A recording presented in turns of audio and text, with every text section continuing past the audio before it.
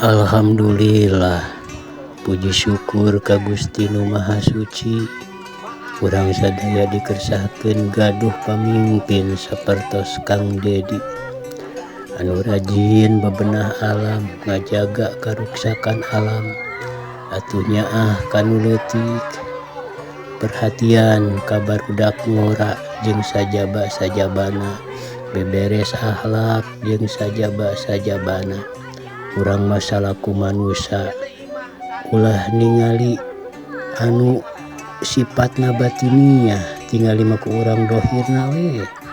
Geus katingali mah dohirna alus, dohirna pinuh ku kamaslahatan, dohirna pinuh ku pamanfaatan, tah eta pamimpin anu hade. Keun masalah hate nama, ikhlas teu ikhlas nama, pamer teu pamer nama, ria teu ria nama, eta mah urusan anjeunna jeung Gusti Allah. Urang mangan saukur bisa ngahukuman lahiriah. Cek lahir nu katingali ku panon lahir alus kitu, geus we syukuri we alhamdulillah kitu. Sakali deui ulah ngahukuman batiniah, da urang mah eueuh hak ngahukuman batiniah mah.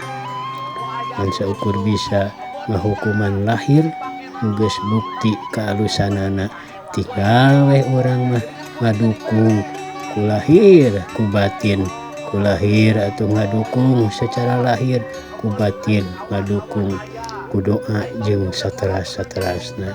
Kitu baraya ulah kababawa ku batur, ningali nu alus digogoreng, ningali nu goreng malah dialus-alus, bahaya. Urang mah geus katingali mah ku panon alus, geus we alus. Doakeun weh eta pamimpin teh sing sehat, sing panjang umur, sing pinuh ku kaberkahan dina kahirupanana. Sakitu. Assalamualaikum.